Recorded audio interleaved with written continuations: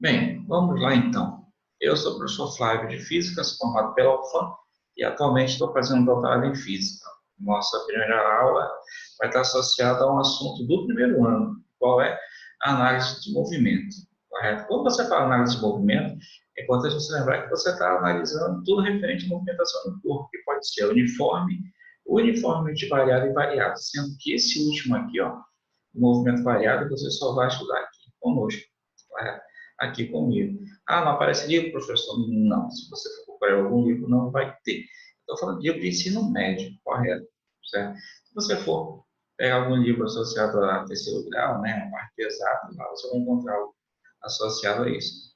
Bom, o que eu fiz? Eu coloquei para vocês, dentro desses três assuntos, alguns detalhes que vocês precisam saber de antemão. Correto? Algumas coisas que vocês vão precisar saber antes, até para começar a resolver questões, correto? Na hora da resolução dos exercícios, na hora de você fazer uma conta. Essa é a questão, tá certo? Quando a gente estuda física, é importante lembrar, basicamente, a parte referente a grandezas. Então, sabe que vocês já estudaram, né? Física e sabem que as grandezas vão definir o que você está estudando. A grandeza é tudo aquilo que você pode medir. Pode medir tempo, pode medir massa, pode medir velocidade, pode medir o que for. Correto? Qualquer coisa que você queira medir, você associa isso à famosa grandeza. Tá certo? Bom, no caso aí, a primeira grandeza que nós vamos analisar é especificamente o comprimento, correto? Quando você fala em comprimento, é importante lembrar que você está pegando especificamente as distâncias que serão implementadas com relação à movimentação de qualquer objeto. É importante você lembrar que essas grandezas têm nome, têm unidade, têm nome, tudo isso, correto? Tem, claro, as equivalências, tem as relações associadas às subunidades que a formam e assim por diante. Eu coloquei para vocês aqui com relação ao comprimento, né, as distâncias. Primeiro, a unidade, o símbolo e as equivalências. A equivalência é a relação de uma unidade com outra, uma unidade com uma subunidade. Por exemplo, metro, correto? Quilômetro, com a simbologia km. Aqui é a equivalência com o metro, ou seja, 1 quilômetro vale quantos metros? 1.000 metros. Você tem um centímetro, cm. Se você fizer a equivalência entre metro e centímetro, 1 metro vale 100 centímetros. Milímetro, a mesma coisa, correto? O micrômetro é usado para medidas muito pequenas. Quando você estuda, por exemplo, carga elétrica, né, é importante lembrar que, como eu falou, eles são muito pequenos, você pode expressar isso com essa unidade, no micrômetro, tá certo? É importante você saber a relação que existe em todos eles. Ah, se você que eu já estudei, beleza, mas é só para lembrar mesmo. O que eu quero, nesse início, é mostrar alguns detalhes para vocês, que vocês vão pensar depois na hora de resolver o exercício.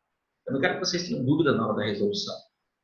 Correto? E a gente sabe que muitas das dúvidas que o aluno pode ter está associado às unidades, tá bom? A relação que existe entre elas. Com relação ao comprimento, a gente trabalha basicamente com metro, quilômetro, centímetro, milímetro.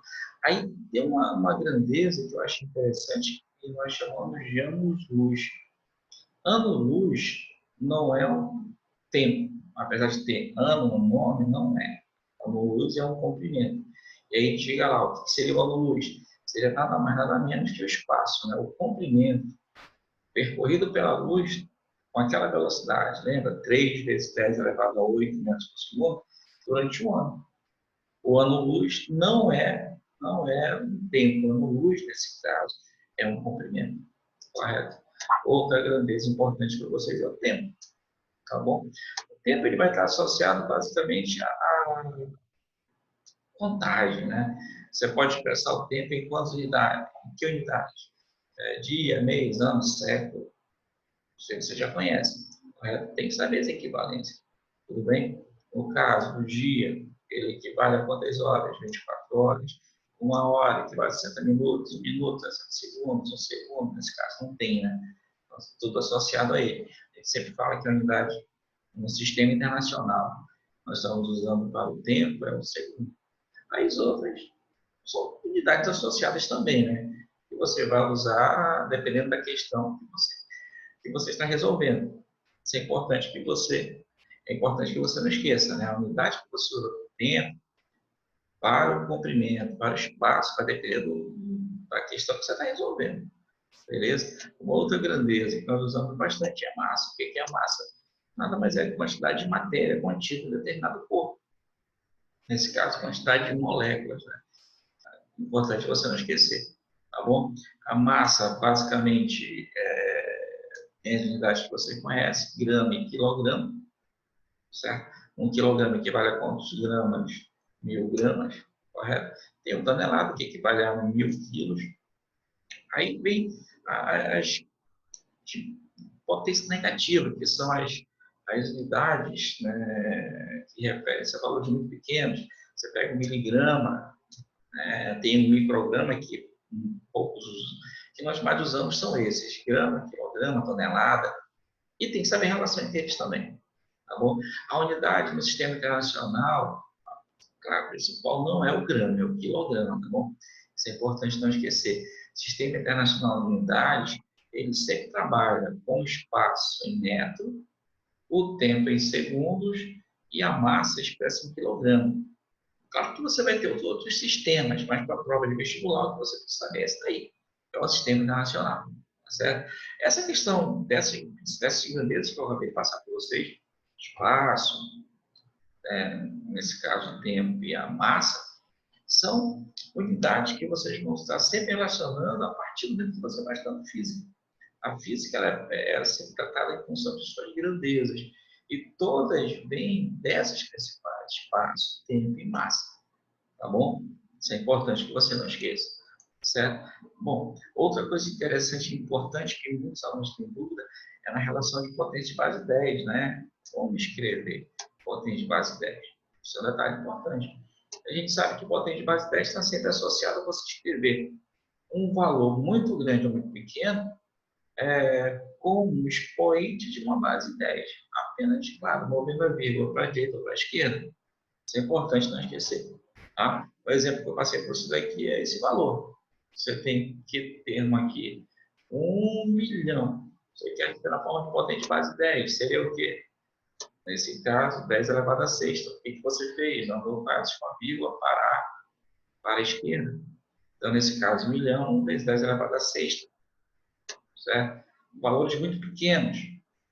Bom, você pode escrever esse valor, claro, usando potência de base 10. Correto? E aí um detalhe importante, né? A potência da base 10 vai ser o número de casos que você andou com a vírgula. Andei casos com a vírgula para a esquerda, 6 casas, 10 elevado a 6. Andei casos com a vírgula para a direita, quantas casas? Nesse caso, 6 casas, então fica 10 elevado a menos 6. Lembrem que as potências que você considera para a base 10 positivas estão associadas ao caminhar com a vírgula para a esquerda. E as negativas, números pequenos, né, está associada à parte que você andar, nesse caso com a vírgula, para a direita. Tá bom? Lembrem isso: andou com a vírgula para a esquerda, potências positivas; andou com a vírgula para a direita, potências negativas. Tá bom? Uma outra observação que é muito usada em física é a questão dos prefixos. Aí tu pega um pouquinho na parte de língua portuguesa. O prefixo é algo que vem antes da parte principal. No caso da matemática, da física, o prefixo é o que vem antes da unidade principal. Como eu falei, quais são as grandezas que nós vimos? Comprimento, tem espaço, tempo e massa. Você pega, por exemplo, a unidade fundamental dos três. Nesse caso seria do comprimento metro, do tempo segundo, da massa quilograma. O que vem antes está associado sempre ao prefixo. Tá certo? Esses prefixos têm nome. Tá? Estão associados a potências positivas e potências negativas. Eu vou ter que saber decorar tudo isso? Tem que saber decorar tudo isso. Tem que memorizar tudo isso. É importante que você não esqueça. É importante você lembrar o nome, claro, e a simbologia. Correto? Você tem o átomo, tem o fento, o pico, nano, micro, milho, cento, décimo. Todos potências negativas. Aí você tem o deca, o hecto, quilo, lembra de quilômetro, quilograma, o mega, de megahertz, megabyte, gigabytes, tera, nesse caso é o penta, o hexa, e todos eles estão associados a potências tanto positivas como negativas. Vocês vão ter que saber isso aqui de cor salteado. Tem que lembrar que o nano é 10 a menos 9. Tem que lembrar que o cento é 10 a menos 2, que o giga é 10 a nona. Tem que lembrar que o tera é 10 a 12. Tem que lembrar que o femto, nesse caso, é 10 a menos 15. E assim por diante. Tem que saber essa tabela. Uma das coisas que eu queria que vocês fizessem é memorizar essa tabela. Essa memoriza para que vocês, claro, consigam não ter problema na hora de escrever os termos. Aí eu coloquei para vocês aqui, claro, dois exemplos. Né? Tem um nanosegundo, NS. Há um detalhe interessante, tem que saber a unidade, tá certo? De cada grandeza, para saber o que vem antes é um prefixo. Então, por exemplo, 5 ns, nanosegundo, que é um nano, 10 a menos 9, então 5 vezes 10 a menos 9 segundos. Aí é 0,005, é um número muito pequeno. 2,5 kg, 2,5 kg. Lembra? K equivale a 10 a terceira, que é o quilo. 10 a terceira é 1.000 vezes 2,5, aí 2.500 gramas. Tá? Dessa forma, você vai usando os prefixos à medida que eles vão aparecendo. Claro que tem vários outros, quer dizer, tem vários outros exemplos, né, associados a ele. Tá certo? Quilômetro. Por que um quilômetro vale 1.000 metros? Porque esse prefixo K, 10 a terceira. 1 vezes 10 a terceira é 1.000. Então, 1 quilômetro é igual a 1.000 metros. Então, esses detalhes que vocês precisam lembrar na hora de manipular os números. Onde usamos isso? Muito na parte de física 3, terceiro ano, na parte de eletrostática. Onde você trabalha muito com potências de base 10. Certo isso? Beleza? Como eu falei para vocês, Sistema Internacional de Unidade. Tá bom?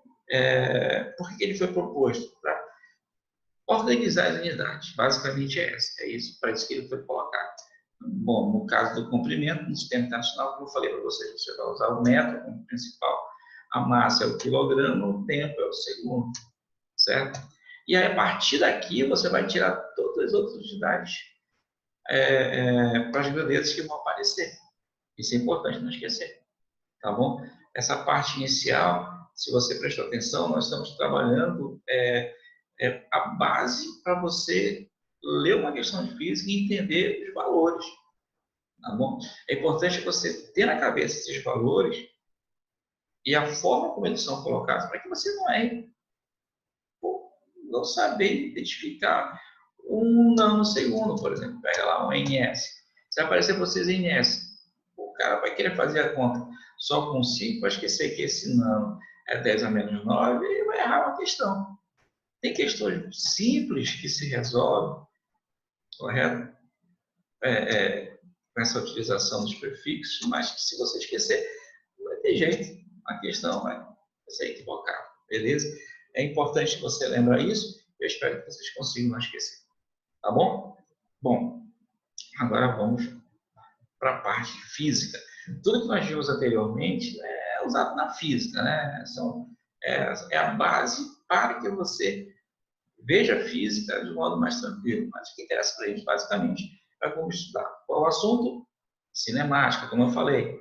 O que está na cinemática? A análise dos movimentos. Tá certo? Sempre que você falar em cinemática, você vai estar estudando as características da movimentação de um corpo. Tá bom? E aí tem algumas situações que você vai precisar lembrar em relação a isso. Algumas situações importantes. Você sabe que um corpo ele vai estar em movimento. Se ele está em movimento, ele possui velocidade.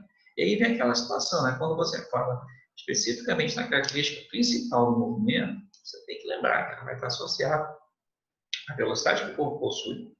Mas aí é que está a questão. A partir do momento que o corpo está em movimento, é importante você lembrar que existem algumas características que você deve entender antes para poder fazer uma análise perfeita do que você quer. Tá, beleza? Uma delas seria a trajetória. E aí, o que seria a trajetória de um corpo em movimento? Seria a linha que ele desenha a partir do momento que ele está em movimento. É como se fosse uma linha imaginária que ele traça a partir do momento que ele está em movimento. E aí eu coloquei para vocês algumas trajetórias aqui. Trajetórias verticais, trajetórias retilíneas, trajetórias parabólicas, circulares e elípticas. Tá? As trajetórias que você analisa estão associadas a esses 4 tipos, tá beleza? As verticais, pode ser para cima ou para baixo, não esquece isso. As horizontais, para a direita ou para a esquerda. As diagonais, e aí um detalhe importante, essas diagonais elas vão estar associadas, se você for levar em consideração a parte de geografia, né, aos pontos cardeais. Nesse caso, não está inclinado, seria, lembrar, nordeste, sudeste, noroeste e sudoeste, tá certo? A questão das parábolas também, outro tipo de trajetória parabólica, as trajetórias circulares, as trajetórias elípticas. E aí um detalhe interessante, né? Essas trajetórias vão ser desenhadas no espaço à medida que o corpo vai estar se movendo. Você não vai ver, claro, ele desenhar uma trajetória dessa. Você vai olhar para a movimentação e imaginar aquilo que está acontecendo. Tá? Porque a física tem uma parte da física muito abstrata, né? Você vê o movimento, mas você não vê o desenho da trajetória. Então, pelas posições assumidas pelo corpo, você vai, na sua cabeça, montando aquela trajetória que ele está executando. Tá bom? Não esqueça, as trajetórias podem ser retilíneas, parabólicas, circulares ou elípticas. Certo? A gente poderia até diminuir isso daqui. Você poderia colocar trajetórias retilíneas e trajetórias curvilíneas. E as trajetórias curvilíneas seriam parábolas, círculos e elipses. Poderia ser assim também. Tá certo? Mas é importante não esquecer tudo isso que foi colocado. Outra coisa é a questão da posição do objeto. A posição que o objeto assume em uma trajetória. E é aquela situação, quando você fala em posição de uma trajetória, está associando ao espaço. E geralmente a gente usa para representar os marcos quilométricos. Por exemplo, nessa figura aí. O que nós temos? O ônibus passando pela posição de 90 quilômetros na estrada. Tá certo? Mas aí um detalhe importante, né? 90 quilômetros com relação a essa movimentação. Ele está indo para o lado onde o espaço está aumentando ou está diminuindo? Esse é movimento, então você tem que saber isso também. Correto? Só o marco quilométrico não dá indicação nenhuma para vocês. Para você saber para onde ele está indo, você tem que ter referência de pelo menos 2 marcos desses. Tá bom? Por exemplo, aqui, ó, dá só uma olhada. Você tem os marcos quilométricos de 120 quilômetros, nesse caso, 90 quilômetros a 60 quilômetros. Então, você observa que tem veículos que estão se movendo para o lado onde as posições estão diminuindo, correto isso? E, claro, veículos estão se movendo para o lado onde as posições estão aumentando. Mais tarde, né, quando formos tratar especificamente de movimento, nós vamos ver que aqui teremos movimentos progressivos e movimentos retrógrados, certo? Outra coisa importante, como eu falei, né, retratando aí do que foi falado anteriormente, né, com relação à trajetória. Trajetória, quando você faz uma análise da posição do objeto em uma trajetória, é importante você lembrar que essa trajetória ela pode ser desenhada através de pontos. Ou seja, o que seria uma trajetória? Seria o desenho de todos os pontos ocupados pelo objeto durante a movimentação. Essa é a questão, tá bom? Aqui foi colocado para vocês apenas um desenho para você visualizar que essa curva que representa a movimentação do objeto indica a trajetória do corpo e que ela é formada por inúmeros pontos que ele vai, inúmeras posições que ele vai assumir à medida que ele vai se mover, tá certo? Outra coisa importante para vocês é que quando você fala na movimentação do objeto ao longo de uma trajetória, ele sempre percorre o espaço. Esse espaço percorrido tem uma simbologia. Qual seria? S ou ΔS. Aqui tem um detalhe importante. Nós já estamos fazendo uma análise de grandezas associadas ao movimento. Se o corpo está em movimento, ele está mudando a posição à medida que o tempo vai passando. Se o corpo tem movimento, instante a instante, você observa que ele vai ocupando uma posição. Só que entre duas posições diferentes, você tem uma distância, não tem? E essa distância você chama de quem? Espaço percorrido. Aí, o espaço percorrido pode ter a simbologia S, só que é mais usada, claro, é a ΔS. Tá bom? E aí um detalhe, quem seria esse espaço perfeito, essa distância? Seria nada mais, nada menos que a distância entre a posição de partida e a posição de chegada. É o que a gente chama em física de posição final e posição inicial. A distância entre essas duas posições, final e inicial, dá o ΔS, dá o espaço percorrido pelo objeto, certo? Aqui, ó, o cara saiu de uma posição 0 para uma posição P. Daqui para cá ele percorreu um espaço. Você pode representar por um S ou por um S0. Vai depender de quem, claro, o livro que você está estudando, vai depender da questão que você está resolvendo, né? Depende de quem está propondo para vocês. Eu basicamente uso o ΔS, tá? Essa notação de S, a gente eu estou deixando, eu vou deixar para representar as posições do objeto. Posição inicial, que seria o S0, não é SO, tá? S0. E a posição final, que é o S. Tá beleza? Aqui, ó. Nesse caso, quem seria a posição inicial do objeto? Seria, aqui para nós, cadê? Volta aqui. Quem seria a posição inicial do objeto? Seria o O. Qual seria a posição final? Seria o P. Aí, nesse caso, entre o O e o P, claro, você vai ter a distância entre o ponto de partida e o ponto de chegada. E nessa configuração você vai ter o espaço percorrido. Agora, uma coisa importante. Olhando a figura anterior, ó, do O para o P, observa que a movimentação está ocorrendo para o lado positivo da trajetória. Pô, mas por que positivo? Bom, aqui a gente tem que usar aquela representação de valores da matemática, né? Lembra? Na matemática, você tem uma reta, tem um marco zero, do marco zero para a direita tudo é crescente positivo, para a esquerda tudo é decrescente e negativo. No caso aqui, ó, eu estou indo do O para o P, para o lado positivo, crescente. E aí um detalhe, se está indo para o lado crescente, eu estou indo para o lado onde a posição final é maior que a posição inicial. Se isso é verdade, o ΔS é positivo, e aí eu estou indo para o lado positivo da trajetória. Certo? Esse exemplo aqui, ó. O cara está caminhando, nesse movimento ele sai da posição inicial, S0, e começa a andar para o lado positivo da trajetória. Beleza? É isso? No caso aqui, ó, eu peguei um exemplo da pessoa saindo da posição 0 para a posição 10. Observa que o espaço está aumentando. Tudo bem? Qual vai ser o ΔS percorrido? 10 km. Tá bom? No caso, você está pegando aqui um ΔS positivo, negativo, positivo, está indo para o lado positivo da trajetória. Eu poderia também pegar uma situação em sentido contrário. Uma situação onde ele está indo para o lado negativo da trajetória. Uma situação onde, aí, vai lá, está indo para o lado negativo da trajetória, onde a posição final é maior, a posição inicial é maior que a posição final. Nessa configuração, quando a posição final é menor que a posição inicial, o corpo está se movendo para o lado negativo da trajetória. E indo para o lado negativo da trajetória, se a ΔS vai ser negativo ou positivo? Nesse caso, negativo. Observa, saiu do zero e foi para o lado esquerdo. Correto? Lembra, para a direita tudo é positivo, para a esquerda tudo é negativo. Se você fizer o cálculo do ΔS, o que você vai ter? S, posição final, menos a posição inicial. Menos 10 menos 0.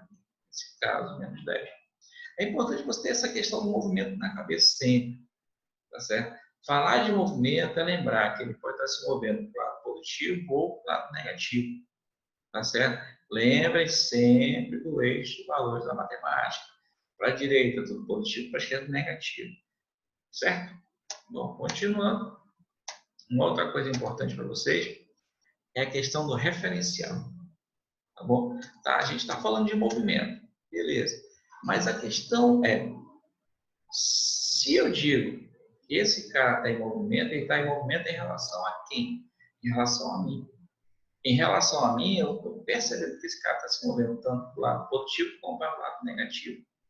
Quando eu coloco essa questão da observação, eu sou obrigado a fazer uma análise do referencial. O que é o referencial? É um ponto de observação para um determinado evento. Certo? Aí é que está a questão. Dependendo do referencial, você vai ter a possibilidade de saber se o corpo está parado ou se está em movimento. Por exemplo, essa questão aqui uma pessoa dentro do trem, uma pessoa, nesse caso, na estação parada. Tá bom? Se a pessoa que está na estação olhar para quem está no trem, o que ela percebe? Que esse trem, essa pessoa está se afastando dela. Então, em relação a esse observador que está parado na estação, o trem está se movendo e essa pessoa está se afastando dele. Mas você poderia fazer o contrário, você poderia colocar o referencial, né, o ponto de observação, aqui na pessoa que está dentro do trem. Se essa pessoa que está dentro do trem olhar para quem está lá na estação, o que ela vai perceber? Que não é ele que tem movimento, é esse cara que está na estação que tem movimento. Para esse cara dentro do trem, esse observador que está na estação está se afastando dele. Ou seja, aqui a gente já começa a fazer uma análise do fato de que o referencial em física é um ponto que está obrigatoriamente parado. Resultado, se eu colocar o referencial nessa pessoa que está dentro do trem, o que vai acontecer? Ele automaticamente para e o seu movimento passa para todo o ambiente que está ao seu redor. E nesse caso, aqui no nosso exemplo, seria uma pessoa aqui na estação. Resultado, colocando o referencial dentro da pessoa que está no trem, para esse referencial, essa pessoa que está dentro do trem para e quando ela olhar para o observador que está na estação, ela vai perceber que esse observador está se afastando dela. Então, aqui tem um detalhe interessante com relação a essa situação de movimento, correto? Só pegar a canetinha aqui. Cadê a canetinha? Cadê você? Aqui. A caneta aqui. Um detalhe importante, o trem está se movendo para a direita, isso você sabe. Correto isso? Esse cara está parado, mas quando eu colocar, nesse caso, o referencial no trem, o trem vai ser um cara parado. E quem aparentemente vai estar em movimento? Essa pessoa que está aqui na estação. Então, para esse cara que está no trem, quem está em movimento é essa pessoa que está na estação. E o legal, ela está se movendo para o lado esquerdo, contrário ao seu movimento. Isso é um detalhe interessante. Aqui a gente já começa a observar uma outra coisa. Quando eu coloco o referencial em uma pessoa, aquela pessoa, se está em movimento, para, e o seu movimento passa para o outro ente da questão, correto? Porém, em sentido contrário. Então, aqui a ideia é o observador que está na estação e o cara que está no trem. Se eu colocar um referencial nesse cara que está no trem, ele vai parar. O movimento passa para o observador. Só que o trem está se movendo para a direita. Quando o movimento passar para o observador, esse movimento fará, você coloca entre aspas, né? Aparentemente, esse camarada se mover em sentido contrário, para a esquerda. Então, se o trem está indo para a direita, o movimento passa para o observador que está se movendo agora em relação ao trem para a esquerda. Então, isso é um detalhe interessante que a gente tem que observar quando você tem objeto parado e objeto em movimento. Então, é aquela situação, dependendo do referencial, a pessoa pode estar parada ou em movimento. Tá certo? Então, vamos lá. Em relação a esse observador, colocando referencial nele, quem tem movimento? A pessoa que está dentro do trem. Em relação ao trem, colocando referencial nessa pessoa que está dentro do trem, quem tem movimento? O observador. Correto? Beleza. Outro exemplo aqui do passageiro esperando o trem. Ou esperando o ônibus, desculpa. Ele olha para o ônibus e percebe que o ônibus está se aproximando dele. Quem tem movimento, o ônibus. Mas se eu colocar o referencial dessa pessoa dentro do ônibus, essa pessoa aparentemente para, o movimento passa para esse cara que está na calçada. Então, aparentemente, quem está vindo ao encontro do ônibus é essa pessoa que está na calçada. O ônibus está indo para a esquerda. Colocando o referencial no ônibus, ele para. A movimentação passa para essa pessoa que está aqui na calçada e aparentemente ele passa a se mover para a direita. Resumindo, a movimentação passou para essa pessoa na calçada, só que em sentido contrário. Isso é uma detalhe interessante que a gente vai ter que fazer análise aqui com relação a essa ideia dos referenciais. É uma das partes mais assim chaves que tem dentro da teoria da física. Por quê? Porque tem que pensar basicamente nas regras de vetores. Tá certo? Aqui é simples, estou pegando um cara parado e o cara em movimento. E só pega dois caras em movimento. Vamos ver isso daqui a pouco, certo? Bom, aqui outro exemplo, né? Já, como eu falei para vocês, já estou começando a fazer uma análise da movimentação de mais de um corpo, são, nesse caso, os dois pássaros de um avião, certo? Isso já para mostrar para vocês que as coisas mudam quando a gente coloca dois corpos em movimento, certo? Outra coisa importante é o tipo de trajetória descrita. A trajetória também vai estar associada a quem? Ao tipo, ao referencial que você está adotando. Aqui eu peguei uma sequência de figuras para vocês observarem da representação da queda de uma lâmpada, certo? Você tem a queda de uma lâmpada de um vagão. Nossa, tranquilo, né? Só que tu tem dois caras vendo a queda da lâmpada.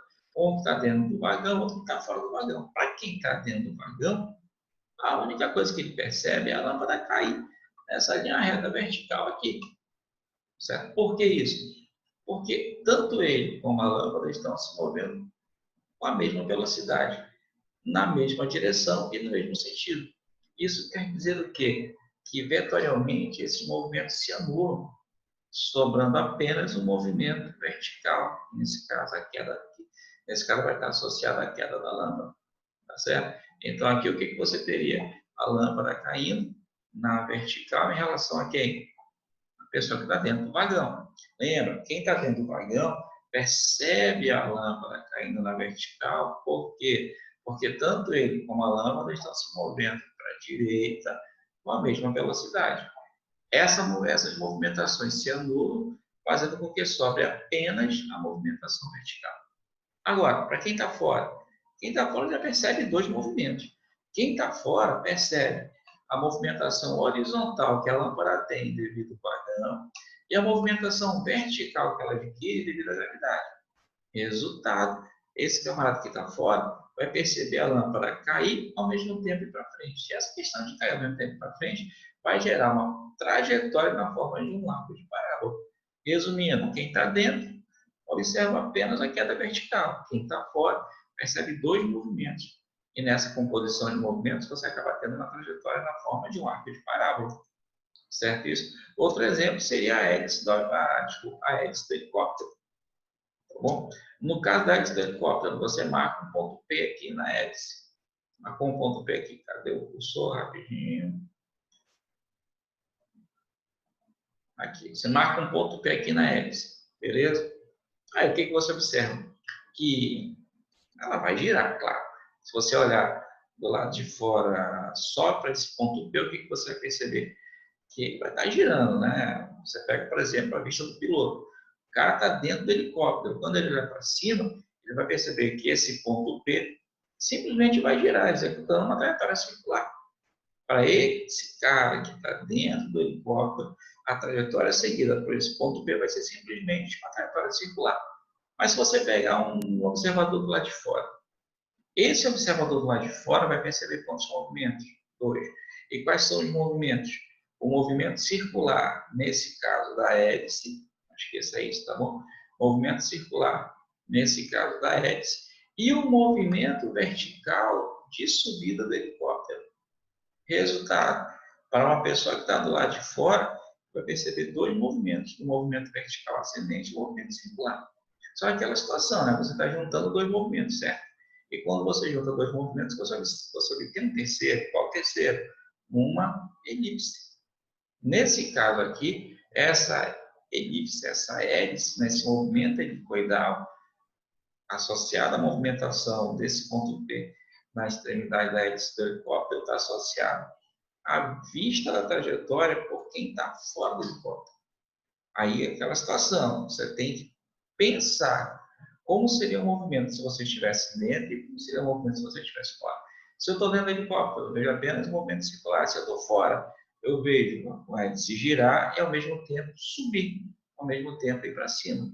A união desses dois movimentos dá o famoso movimento helicoidal, aquela famosa hélice cilíndrica, certo? O que nós estamos observando?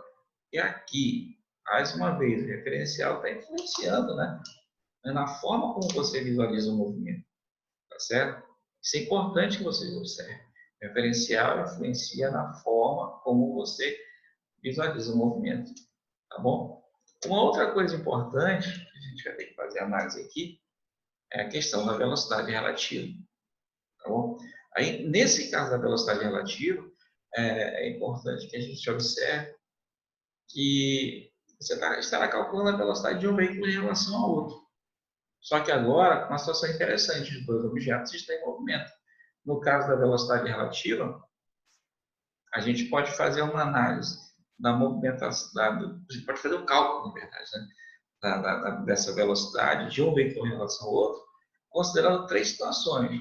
A primeira é essa, né? Veículos que se movem no mesmo sentido.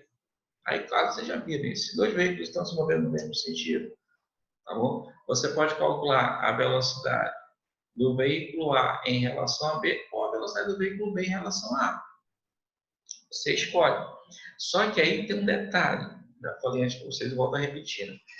Nessa situação de você ter dois objetos em movimento, vale aquilo que eu falei anteriormente, colocando referencial em um dos veículos, aquele veículo que você colocou referencial para e a sua movimentação passa para o outro. Só que tem que lembrar que ela passa para o outro com o vetor velocidade apontando no sentido contrário. Se a velocidade aponta para a direita, quando passar para B, ela vai apontar para a esquerda. Se a velocidade de B aponta para a direita, quando passar para A, ela vai apontar para onde? Para o lado esquerdo também. Correto? Então você vai ter que observar exatamente isso.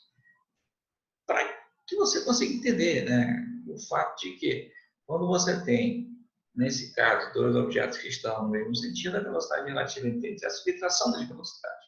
Mas a questão é por que a subtração? Aí, vamos lá, por causa disso. Tá? Eu coloco o referencial no veículo A. Colocando o referencial no veículo A, o que acontece? O veículo A para. E quando o veículo A parar, a sua movimentação passa para B. Só aquela situação, o veículo B já tem uma velocidade para a direita. Ele vai adquirir a velocidade que veio de A. Entenda, quando você coloca o referencial em um ponto, aquele ponto para e a movimentação passa para outro objeto. Só que ela passa vetorialmente em sentido contrário. O A tinha velocidade para a direita, passou para B, passou para a esquerda. E ainda está interessante, observe, os dois vetores aparecem em sentidos opostos. E se eles aparecem bem em sentidos opostos, logicamente, a velocidade relativa entre eles vai ser calculada pegando a subtração entre as velocidades. Nesse caso aqui, eu estou considerando a velocidade de A maior que B. Se eu considerar a velocidade de A maior que B, vetorialmente, esse vetor velocidade relativa vai estar apontando no sentido de A. E ao apontar no sentido de A, ele vai estar apontando para a esquerda. O que isso significa? Primeira observação, quando você trata de movimento relativo, é importante você sempre lembrar que o que você vê de movimento vai estar associado ao objeto se movendo no sentido, na direção e sentido do vetor velocidade relativa. Então, em relação a A, o objeto B vai estar se movendo na direção e sentido do vetor velocidade relativa, ou seja, está indo para a esquerda. Resumindo, quando você colocar o referencial em A, quando esse cara de A olhar para B, ele vai perceber que o B está se movendo ao seu encontro, indo para a esquerda. É como se o B estivesse dando uma ré, indo ao encontro de A, movendo-se para aquele lado. Nesse caso, para o lado esquerdo. Isso é uma coisa que você tem que lembrar e eu espero que vocês consigam não esquecer. Tá beleza? Agora, e se eu colocasse o referencial em B? Colocando o referencial em B, o objeto B pararia e a velocidade de B passaria para A. A velocidade de B está apontando para a direita. Quando vai para A, apontaria para a esquerda. O A já tem velocidade para a direita, vai adquirir a velocidade de B para a esquerda. As duas velocidades vão estar em sentidos opostos. E aí você vai ter, nessa questão dos vetores opostos, a subtração entre eles. Resultado, se os dois veículos estão no mesmo sentido, a velocidade relativa, a velocidade com que um veículo se aproxima do outro ou se afasta do outro, vai ser a subtração entre elas. Não esquece isso. Agora, e se os dois estão se movendo em sentidos opostos? A ideia continua sendo a mesma. Coloca o referencial em A. O objeto A para e a movimentação passa para B. Só que a velocidade de A aponta para a direita. Quando passar para B, o sentido vai mudar. Desculpa, impressão. O sentido muda. Se o A estava com velocidade para a direita, quando chegar em B, passa para a esquerda. O B vai passar a ter quantas velocidades? Duas, no mesmo sentido. Aí lembra, vetores no mesmo sentido, você vai somar o subtraindo, somar. Se estão em sentidos opostos, o vetor velocidade relativa vai ser a soma dos dois. colocando referencial em A, quando ele olhar para B, o B vai estar se movendo para aquele lado, para o lado esquerdo. Não esqueça isso. Tudo bem? Agora, e se eu pegar os dois veículos em trajetórias perpendiculares? O eixo XY, B vai para a direita, o A vai para a esquerda. A mesma coisa, vou colocar o referencial em um deles. Vou colocar aqui, ó, referencial, calcular a velocidade de A em relação a B. Ou seja, o referencial vai ser o A. Se eu colocar o referencial em A, o A para e a movimentação passa para B. Lembra, a movimentação de A era para cima. Quando passar para B, muda o sentido, vai para baixo. Só que quando acontecer isso, observe que os dois vetores de velocidade, B e de A, aparecem perpendiculares. Se aparecem perpendiculares, a velocidade relativa vai apontar na direção e sentido da interseção das duas retas paralelas aos vetores. Lembrar de vetores, regra das retas paralelas. Traça uma reta paralela a cada vetor. A interseção das duas indica o ponto onde o vetor restante vai estar apontando. No caso aqui, como os dois são perpendiculares, esse vetor restante, que é a velocidade relativa, vai ser calculado pegando o teorema de Pitágoras. Agora, o mais importante é o que o cara que está em A vai enxergar. Quando esse cara A olhar para B, o que ele vai perceber? Que esse A vai estar parado e que o B vai estar se movendo em que sentido? Para o sudeste. Lembra que a observação sempre vai ser dada em função do vetor velocidade relativa. O veículo vai se mover sempre na direção e sentido do vetor velocidade relativa. Certo? Agora, e se eu colocasse referencial em B? Olhando para A, o que ele enxergaria? Aí você pode fazer facilmente isso. Faz com tarefa isso, tá? Se o B olha para A, o que ele vai enxergar? Coloca a referência em B. Ela vai estar se movendo em que direção e sentido? Nesse caso, cadê? Nesse caso, vai estar se movendo para o noroeste, né? É basicamente isso. Se você fizer rápido aqui, né? Você teria basicamente se movendo para o noroeste, certo? Basicamente aqui, tá bom? Uma coisa importante nessa situação é os vetores de velocidade relativa sempre são opostos, tá certo? Se o B em relação a A está indo para o sudeste, o A em relação a B está indo para o noroeste, certo? Isso é só um detalhe para que você possa entender melhor as coisas, tudo bem? Referencial, como eu falei, dá um pouquinho de trabalho, né? Mas não é uma das piores coisas do mundo, tá certo? É um pouco chato, você vai ter que prestar mais atenção, cai na prova? Sim. Então, tome cuidado com isso, certo? Bom, tratando basicamente agora do movimento, vamos passar a análise da velocidade, né? No caso aí, a gente começa com a famosa velocidade escalar média, né? O que seria a velocidade escalar média? Seria nada mais, nada menos que assim, se você levar matematicamente a pé da letra, seria uma média ponderada para todas as velocidades que você tem no objeto dentro de um espaço percorrido. A equação é simples, né? Vai ser o quociente, né? A divisão entre o espaço percorrido, né? Nesse caso aqui, e o tempo de movimento, certo? Aí é aquela situação, né? Você considera a pessoa em movimento, mais uma vez, saindo da posição inicial e indo para a posição final. Tu sabes que nesse movimento ele vai percorrer uma distância, ΔS. Seria a posição final menos a posição inicial. Só que associado ao espaço, também você vai ter tempo. De tal modo que da posição inicial, de tal modo que da posição inicial para a posição final, você também vai ter um tempo de movimento que está associado aos instantes inicial e final. Uma observação importante para vocês aqui, tá? Cada posição vai estar associada a um instante. A posição inicial ao instante, ao tempo inicial. A posição final ao instante, ao tempo final. Isso é importante não esquecer. Tempo e espaço vão estar ligados. Isso é importante lembrar. Tá bom? Agora, uma coisa interessante né? O cara pode ficar parado, ele pode não sair do lugar. O ΔS pode ser zero, mas o tempo não para. O tempo é sempre crescendo, o tempo está sempre aumentando. Isso é um detalhe importante para vocês com relação à movimentação. Aí entra aquela situação, né? Na movimentação, o espaço depende do tempo, o tempo depende do espaço. Isso é um uma ideia que nós temos que ter para fazer uma análise correta, tá bom? O cara pode estar parado, pode ou não pode? E o tempo está correndo normalmente. O cara pode estar em movimento e o tempo está correndo normalmente, tá bom? O delta S pode ser zero, mas o tempo, o movimento nunca vai ser zero. A contagem nunca vai ser zero. Você pode ter um instante zero, o início zero, mas depois que começa, o tempo é sempre crescente, não esqueça isso, tá bom? Se você fizer uma relação entre, claro, o espaço e o tempo, o que você vai ter? No caso, a equação referente à velocidade, delta S sobre delta T, tá bom? Aqui eu coloquei para você anteriormente a relação dos nomes, né? T0, tempo inicial, T é tempo final, delta T, variação do tempo ou tempo de movimento. Quem é delta T? Tempo final menos tempo inicial.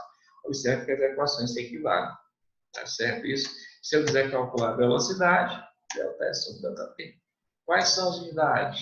As principais, metro por segundo e quilômetro por hora. Dá para fazer transformação entre elas? Tá.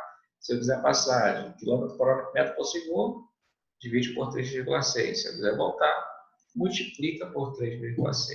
Tá bom? Agora, é importante você lembrar que, em função da movimentação do objeto, você pode ter velocidade positiva e velocidade negativa. Vai depender de quem? Do sentido, claro. Lembra que nós vimos anteriormente, o cara pode se mover para a direita ou para a esquerda, para o lado positivo ou para o lado negativo, certo? Se o cara se mover para o lado positivo da trajetória, para o lado crescente, a posição final vai ser maior que a posição inicial, o delta S vai ser positivo. E nesse caso, a velocidade também vai ser positiva. A maior que zero é positivo. Aí tu lembra que se a velocidade for positiva, o movimento vai ser progressivo. Tá bom? Agora, ele pode se mover para o lado negativo da trajetória. Se isso é verdade, a posição final é menor que a inicial, o delta S vai ser negativo. Aí, se isso é verdade, o movimento vai ser retrógrado. Aí, retrógrado ou regressivo, pode ser. Aí, lembra, essa questão de progressivo e retrógrado vai estar associada especificamente ao sentido de movimento, ao sinal da velocidade. A tua velocidade pode ser positiva, pode ou não pode? A tua velocidade pode ser negativa. Se a tua velocidade for positiva, o movimento vai ser progressivo. Se a tua velocidade for negativa, o movimento vai ser, nesse caso, retrógrado. Isso é importante não esquecer. Progressivo e retrógrado tem a ver apenas com o sinal da velocidade, tem a ver apenas com o sentido de movimento. Não esquece isso, tá bom? Até porque a gente vai ver depois a situação do movimento acelerado e retardado, certo? Outra coisa importante para vocês, quando a gente fala de velocidade, é importante lembrar, a velocidade média ela vai estar associada à relação entre espaço e tempo. Não esquece isso, tá bom? A tua velocidade ela pode ser positiva ou negativa. Mas quem é que dá o sinal da velocidade? O delta S. Lembra, o delta S pode ser positivo ou negativo? Pode ou não pode? Mas o delta T sempre vai ser positivo. Isso é uma observação que você não pode, em hipótese alguma, esquecer. O teu delta S pode ser negativo. O teu delta S pode ser positivo, mas o delta T não. Tá bom? Um detalhe importante para você é o que dá, é aquela situação, o que dá a movimentação do objeto. Não é a velocidade, não é o tempo, quem é? É o delta S, o espaço. Lembra que o delta S só acontece se há mudança de posição. Se a posição do objeto muda no decorrer do tempo, você vai ter um espaço percorrido, você vai ter movimento. Agora, se a posição não muda, você não tem movimento. Então, lembra, o que caracteriza o movimento? É o delta S. Não é o tempo, não é a velocidade, é o delta S que representa mudança na posição do objeto. Não esquece isso, tá bom? Agora, quando você fala especificamente de movimento, claro, você tem movimento uniforme, uniformemente variável e movimento variável. No caso do movimento uniforme, o que você tem? Um movimento que ocorre com velocidade constante, né? Claro que a velocidade constante é diferente de zero, isso é importante para não esquecer. Tá bom? Se eu estou falando de movimento, eu não posso ter velocidade zero, certo? Você vai ter um movimento uniforme, se você voltar na equação, delta S sobre delta T, né? O movimento vai ser uniforme quando o camarada percorre distâncias iguais, né? Deixa eu mostrar para vocês verem, tá certo? Em intervalos de tempos iguais. Essa é a definição de movimento uniforme. Todo movimento é uniforme quando ele percorre a mesma distância no mesmo tempo. Tá? Não esquece. Sempre que o movimento for uniforme, a velocidade vai ser constante. E a velocidade é constante quando ele percorre o mesmo ΔS com o mesmo ΔT. Espaços iguais em intervalos de tempo iguais também. Tá bom? Aí, eu coloquei para você aqui um exemplo, né? O veículo em movimento, sai da posição 0 para a posição 10 em 2 segundos, posição 20 em 4, no instante 4, 30 no instante 6, 40 no instante 8, e aí vem aquela situação. Tem quantas posições? 5 posições, né? Posição inicial e depois as posições 1, 2, 3, 4. Beleza. No caso aqui, lembrem, a posição inicial é sempre constante, tá certo? O ponto de partida é importante não esquecer, ele não muda. Quem vai mudar? As posições finais, né? Os pontos de chegada. Eu poderia ir somente até a posição 1, depois até a posição 2, até a posição 4. Isso é uma coisa importante. Numa situação de movimento, sempre a posição inicial é constante. As posições finais são variáveis. E aí um detalhe importante para vocês aqui é que nessa situação, o que tu observa? Que de um ponto para o outro, ele está percorrendo sempre a mesma distância. Aqui, ó, daqui para cá, quanto? 10. Daqui para cá, quanto? 10. Correto isso? Daqui para cá, 10. Da terceira posição para a quarta posição, 10. Agora, qual é o intervalo de tempo? De 0 para 2, 2. Daqui para cá, 2. Daqui para cá, 2. Daqui para cá, 2 também. O que tu observa? Que ele está percorrendo a mesma distância no mesmo intervalo de tempo. Isso caracteriza o fato de a velocidade ser constante. Qual é a velocidade? Você pega a equação, né? Eu acabei aqui para vocês. A velocidade, né? Delta S sobre delta T. Então vai ficar 10 nesse caso dividido por 2. Correto? E aí você vai ter que o valor de velocidade. Aqui para nós. 5. Aqui, ó. A unidade que você vai ter. O espaço está em metro e o tempo em segundos. Então, qual a unidade que você vai ter para velocidade? Metros por segundo. Tá certo? A tua velocidade vai ser constante, vai. Isso é importante não esquecer. Agora, nessa questão de movimento, você pode também lembrar que a posição varia com o tempo. Lembra disso? E se a posição varia com o tempo, para cada posição você vai ter um instante diferente, um instante de tempo diferente. Tá certo? Isso nos leva à famosa função horária. O que é uma função horária? É uma função de um parâmetro que varia com o tempo. No caso do movimento uniforme, a função que nós temos é a função do espaço. De onde vem a função do espaço? Da equação da velocidade, né? Lembra? Velocidade ΔS sobre ΔT. Quem é ΔS? Posição final menos a posição inicial. Lembra? Essa menos zero. E o ΔT é o tempo final menos o tempo inicial. Aí você considera o tempo inicial sempre zero. Isola o T, pega o T, passa multiplicando, o S0 passa para a esquerda, passa para a direita, passa somando, e aí você vai obter a famosa função horária do espaço. No movimento uniforme, a famosa função do sorvete.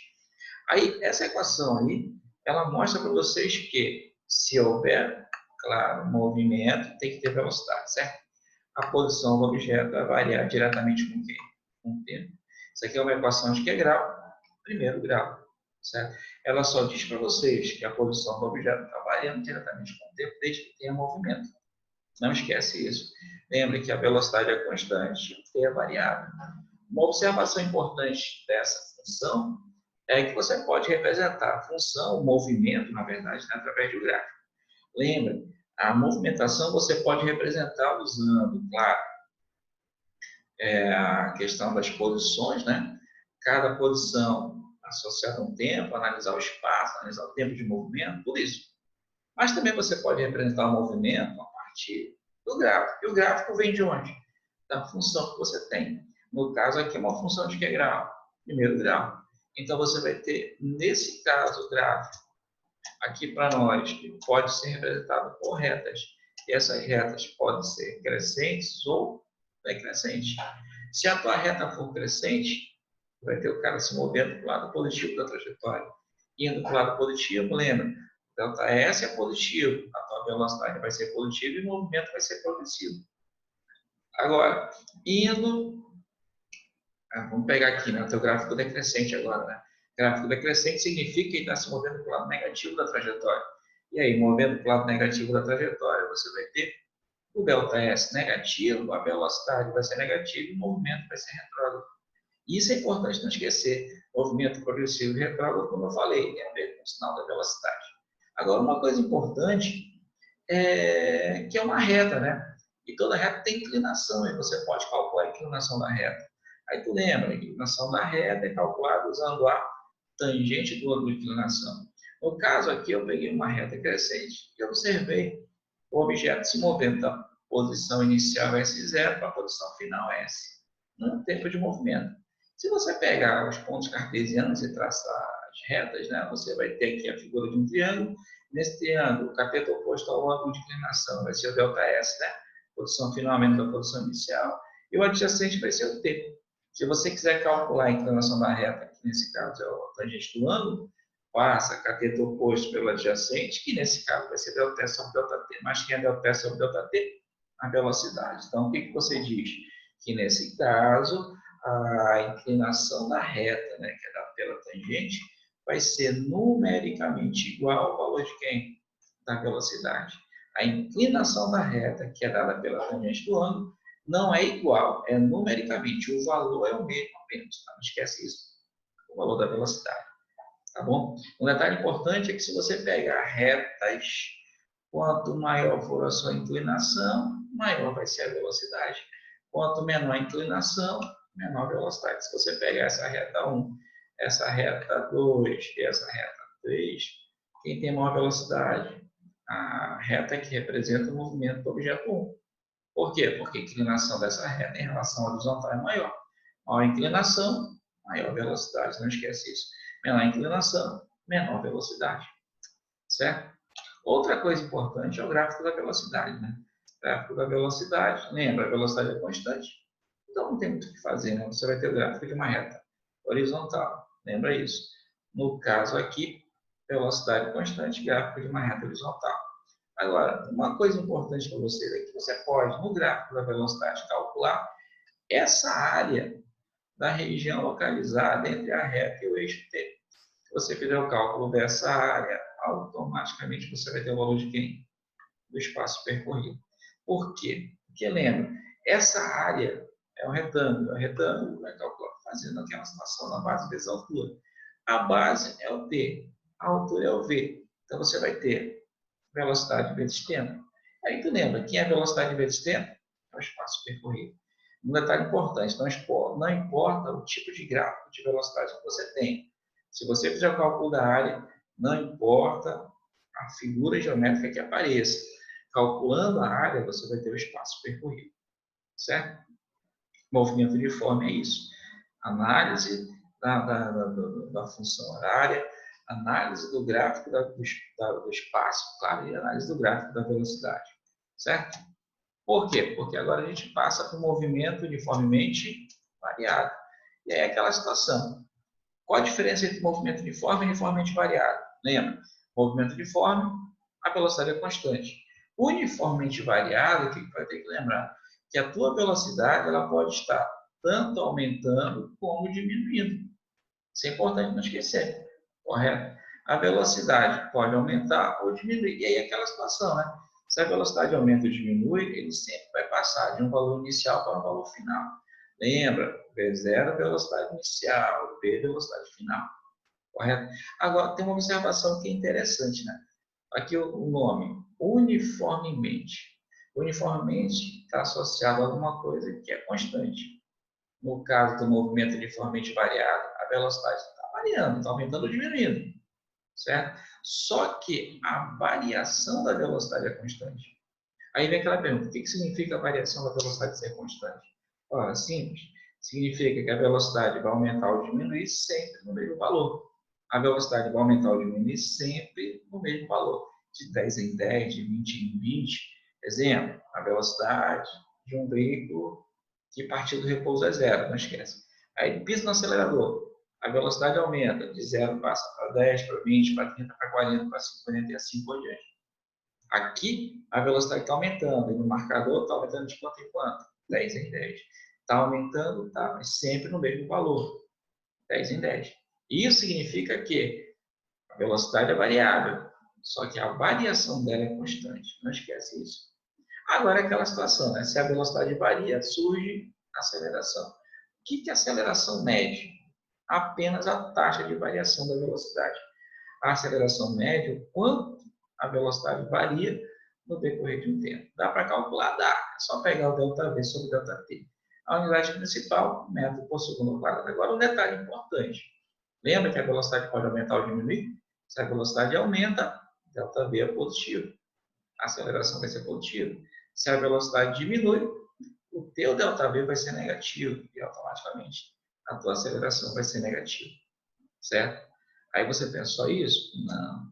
É importante você lembrar também que nós temos funções e que essas funções têm gráfico. No caso do movimento uniformemente variável, tem quantas funções?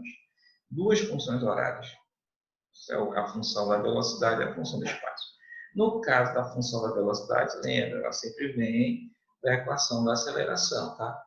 Aqui, a função da velocidade diz que a velocidade final vai ser igual à velocidade inicial mais a aceleração desse tempo.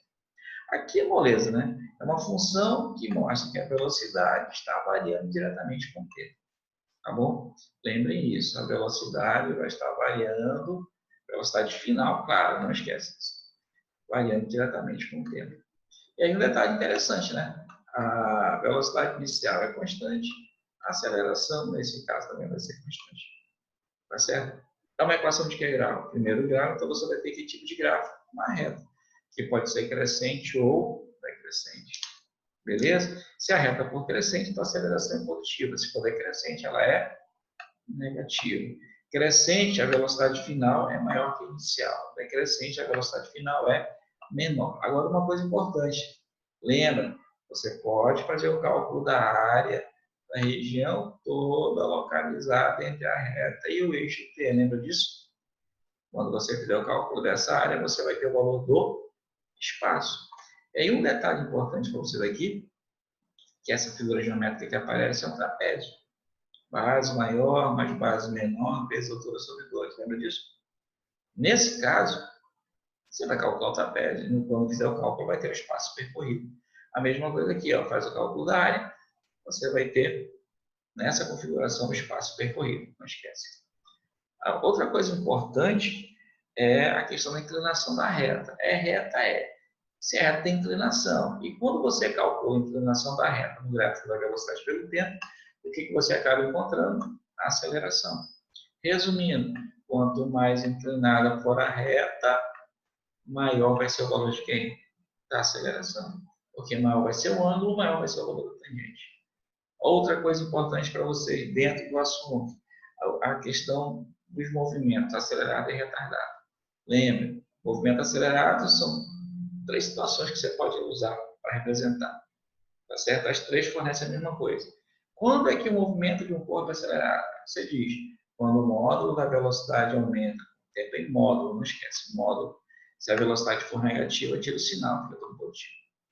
Lembra isso? Ou a velocidade de aceleração possui sinais iguais, ou velocidade de aceleração possui o mesmo sentido. Nessa questão do mesmo sentido, você está fazendo uma análise de quem? Dos vetores, tá bom? Análise vetorial, quando você faz uma observação, o vetor velocidade com o vetor aceleração, se estão no mesmo sentido, você vai ter um movimento acelerado. O movimento retardado é o contrário. Módulo da velocidade diminui com o tempo, ou velocidade de aceleração tem sinais diferentes, ou velocidade de aceleração, nesse caso, possui sentidos opostos. Aí uma coisa importante para vocês, né? Quando você fala de movimento acelerado e retardado, você está associando velocidade com aceleração. Está fazendo uma análise da velocidade aumentar ou diminuir. O movimento progressivo e retrógrado não, ainda tem a ver com o sinal da velocidade. Lembra? Progressivo e retrógrado, sinal da velocidade, acelerado e retardado, relação entre velocidade e aceleração. Certo? Olha esse exemplo aqui. 4 gráficos da velocidade para vocês. No primeiro, velocidade é positiva porque está acima do eixo, tá? E a aceleração é positiva porque a reta é crescente. No segundo gráfico, a tua reta é decrescente, mas está acima do eixo, então a velocidade é positiva. Só que a reta decrescente indica que a velocidade está diminuindo. Então, a tua aceleração vai ser o quê? Negativa. Aqui que é legal. A tua reta está na parte negativa do eixo. A tua velocidade vai ser negativa. Só que ela é crescente, então a tua aceleração vai ser positiva. E aqui está na parte negativa e o teu gráfico é decrescente. Parte negativa, velocidade negativa. Decrescente, aceleração negativa. Agora, com relação ao movimento, no primeiro, progressivo e acelerado, progressivo, velocidade positiva, acelerado, sinais iguais. No segundo, progressivo e retardado. Ó, progressivo, velocidade positiva e retardado, sinais diferentes. Positivo com negativo. Aqui, retrógrado porque a velocidade é negativa. Retardado porque os sinais são diferentes. Beleza? Aqui, em módulo, a velocidade está reduzida, não esqueça. Aqui, em módulo, também a velocidade reduz. Certo isso?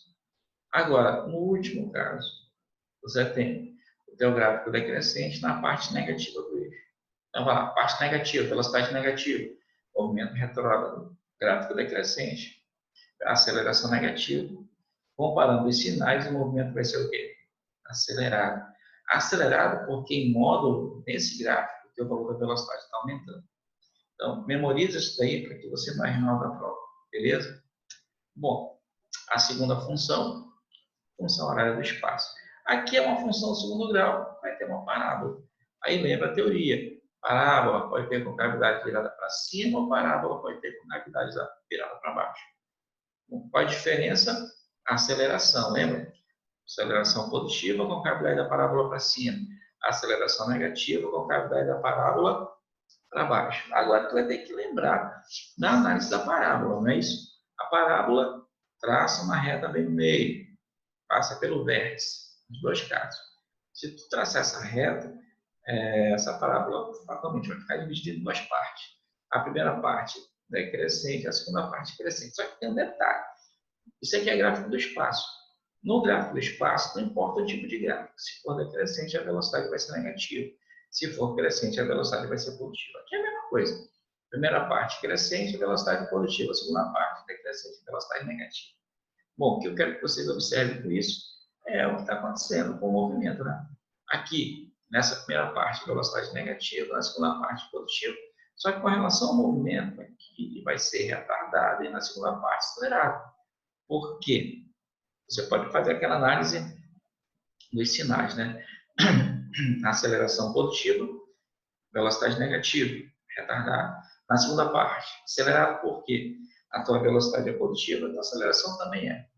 Mas daria para ver de outra forma. Qual seria? Pelo vértice. Lembra que o vértice é o ponto de inflexão da reta. É o ponto onde a parábola muda a sua conotação. Ela vinha decrescente, depois passou a ser crescente. O gráfico do espaço, lembra? Se o teu gráfico é decrescente, ele está se movendo para o lado negativo da trajetória, para o lado esquerdo. Se o teu gráfico é crescente, ele está se movendo para o lado positivo da trajetória, para o lado, nesse caso, da tua direita. Então, esse gráfico da parábola mostra que no início ele vai para a esquerda, até o vértice, depois ele passa a se mover para a direita. Resumindo, ele está indo para a esquerda e depois ele volta para a direita. Só aquela situação, né? Se eu estou indo para a esquerda e quero voltar para a direita, em movimentos unidimensionais, nesse caso, movimento retilíneo unidimensional, eu só posso voltar se eu parar. E se eu parar, a velocidade é zero. E onde a velocidade é zero? Aqui no vértice da minha parábola. O vértice da parábola indica um ponto em que ele muda o sentido de movimento. Só aquela situação. Quando é que ele muda o sentido de movimento? Quando ele para. Quando ele para, a velocidade é zero. Então, você diz que o vértice é o ponto em que ele muda o sentido de movimento, é o ponto onde ele para voltar. Está indo para a esquerda, para e volta para a direita. Resultado. Indo no sentido do vértice, indo para o vértice, a tua velocidade está reduzindo. O teu movimento vai ser retardado. Saindo do vértice, a tua velocidade está aumentando. Então, o teu movimento vai ser acelerado. Agora, não esquece, sempre o vértice vai indicar essa mudança no sentido. No segundo gráfico, a mesma coisa, né? O vértice continua sendo representação de uma mudança de sentido. Nele, a velocidade é zero. Nesse caso, ele vai estar indicando que a primeira parte é crescente até o vértice e a segunda parte está crescente a partir do vértice. A primeira parte crescente está indicando que ele está se movendo para o lado direito, lado positivo da trajetória. A segunda parte decrescente está indicando que ele está indo para o lado esquerdo, lado negativo da trajetória, gráfico decrescente, não esqueça. E aí entra aquela situação, né? Gráfico crescente, velocidade positiva, decrescente, negativa. Aí vai lá, sinais, velocidade positiva, aceleração negativa. Nesse caso, o movimento é retardado. Na segunda parte, a velocidade é negativa, o movimento, a aceleração também é negativa. Então, o teu movimento vai ser acelerado. Pensando de outra forma, ele tem o vértice. O vértice, a velocidade é zero. Então, lembra, indo para o vértice, ele está indo para o ponto onde a velocidade é zero, ou seja, ele vai parar. Se ele para, a velocidade diminui, o movimento é retardado. Na segunda parte, ele está saindo do vértice. Saindo do vértice, ele partiu do repouso. E se partiu do repouso, a tendência é a velocidade aumentar. Logo, o teu movimento vai ser acelerado. Esse tipo de gráfico é o que mais dá trabalho para vocês interpretarem. Então, tomem cuidado com ele, para que nada dê errado. Beleza? E, para encerrar essa parte, a equação de Torricelli. Torricelli é uma equação que apenas está associando a variação da velocidade com o tempo e com o espaço percorrido. Tá certo? Aqui uma coisa importante é que, apesar da velocidade variar com o tempo e com o espaço percorrido, a equação de Torricelli está associada basicamente a quem? O espaço. Lembra? Em qualquer movimento, a velocidade varia com o tempo e com o espaço. Só que eu tenho equações que mostram a velocidade variando com o espaço e equações que mostram a velocidade variando com o tempo. No caso aqui, a equação de Torricelli mostra a tua velocidade variando com o espaço. Tá certo? Se alguém quiser a demonstração dessa equação, peça que eu faço para vocês, eu mostro para vocês, tá bom? No caso aqui, é que ele mostra para vocês que a velocidade, o final do objeto, é diretamente proporcional ao espaço percorrido. Ele sai de uma posição zero, ele passa uma velocidade inicial por uma posição inicial esse zero, e depois passa com a velocidade final por uma posição final. Essa. Certo? Detalhe interessante, na equação de Torricelli não tem tempo. Mas lembre, a velocidade também varia com o tempo. Certo? Bom, até agora, movimento uniforme e uniformemente variável. Para encerrar nossa aula, movimento retilíneo variável. Bom, qual a diferença? Primeiro, movimento uniformemente variável. A velocidade varia, beleza. Só que a variação dela é constante. A aceleração vai ser constante, certo? No movimento variável, o que muda? Vamos lá. A velocidade vai variar. Beleza, tudo bem. Vai passar de um valor inicial para o final. Vai passar, aqui está trocado, vai passar de um valor inicial para o final. Vai ter a variação da velocidade, beleza. Só que essa variação da velocidade não é constante, ela é variável. Aí você pergunta, vai ter aceleração? Vai. E a aceleração vai ser constante? Não. Lembra que a velocidade, a variação da velocidade é variável, então a aceleração também é. Aí é aquela situação. Como é que eu vou fazer a análise do movimento variável? Eu vou ter que pensar na situação em que a velocidade vai estar aumentando ou diminuindo e a aceleração também vai estar aumentando ou diminuindo. Então você vai ter um movimento onde tanto a velocidade como a aceleração podem estar aumentando ou diminuindo. Certo? E aí um detalhe, tu vais ter para cada posição uma aceleração diferente. Tu vai ter para cada instante uma aceleração diferente, maior ou menor. Olha aqui, as equações continuam as mesmas. Só que um detalhe importante, né? As equações são as mesmas, porém, tu vai ter vários valores de aceleração para cada posição do objeto. Vai ter, desculpa, expressei mal. Para cada posição do objeto que você tem, vai ter uma aceleração diferente. Isso é importante. Para cada velocidade que você tem, vai ter uma aceleração diferente. Tá certo? Os cálculos são feitos com as mesmas equações. Porém, tu tem que lembrar que tu vais ter aceleração variável, tanto com o espaço como com a velocidade. Beleza? Aí você pergunta, professor, as equações continuam as mesmas. E o que muda? Os gráficos, né? Por exemplo, o gráfico do espaço pelo tempo. Não é mais parábola, é uma hipérbole. Mas toda a teoria se mantém. Essa hipérbole com cavidade para cima continua com aceleração positiva, a hipérbole com a concavidade para baixo, aceleração negativa. A ideia toda vai continuar sendo a mesma da parábola, só que o gráfico não é mais parábola, vai ser uma hipérbole. Tá certo? Isso é importante não esquecer. O gráfico do espaço pelo tempo não é mais parábola, já vai ser uma hipérbole. Mas as características continuam as mesmas. O movimento vai poderá ser no gráfico acelerado retardado, a velocidade positiva ou negativa vai diminuir ou aumentar. O vértice continua sendo o ponto onde a velocidade é igual a zero. Não esquece isso. Beleza? E o gráfico da velocidade? O gráfico da velocidade torna-se curva. Não é mais reta, são curvas. E essas curvas podem ter concavidade para cima ou para baixo. Tá certo? Isso é importante. Aqui, se a concavidade está para cima, a aceleração é positiva, para baixo, a aceleração é negativa. Agora, no primeiro caso, a aceleração está aumentando, certo? Aqui eu coloquei diminuindo, mas está errado aqui. Nesse caso aqui, eu vou apagar esse aqui, porque esse aqui está errado. Tá bom? Aqui, ops, o que eu fiz? Volta para cá. Bom, aqui no último slide,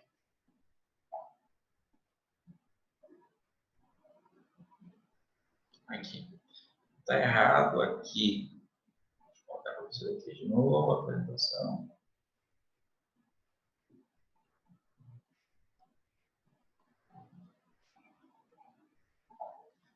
Aqui nesse último slide,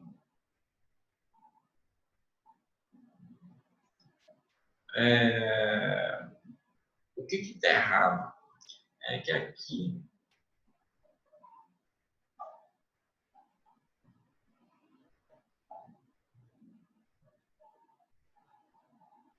não quer voltando. O que eu coloquei a reduzindo, mas não fica reduzindo, tá?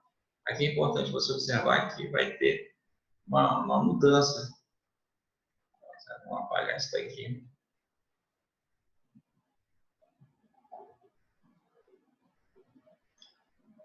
Isso, agora vai dar para mudar. Aqui nesse caso, o que está acontecendo? A aceleração não está diminuindo, ela está aumentando também. Só mudar aqui para vocês. Isso, agora sim. Ela está aumentando. Ela é negativa, mas ela está aumentando. E como é que eu sei que ela está aumentando? Aí você usa a ideia das retas tangentes, tá certo? Isso é uma coisa interessante. Traça uma reta tangente em vários pontos dessa tua curva. Se tu pegar a primeira e for traçando a reta tangente, o que tu vai observando? Que a inclinação dessas retas vai estar aumentando. Aí tu lembra que isso aqui é um gráfico da velocidade pelo tempo. Gráfico da velocidade pelo tempo é a inclinação da reta da aceleração. E se a inclinação da reta vai estar aumentando, a aceleração também vai estar aumentando. Aqui é a mesma coisa. Traça retas tangentes a vários pontos dessa curva, beleza? Se você for traçando e indo para a direita, observa que a inclinação dessas retas vai estar aumentando também. E se a inclinação está aumentando, a tua aceleração, apesar de negativa, também vai estar aumentando. Certo isso? Bem, essa é a nossa aula. Vimos aí um apanhado detalhado dos tipos de movimento, uniforme, uniformemente variado, variado. Eu espero que vocês tenham compreendido, certo? Qualquer dúvida, entre em contato. A gente pode tirar a dúvida de vocês, certo? Tudo bem? Então tá. Até a próxima aula, meus alunos.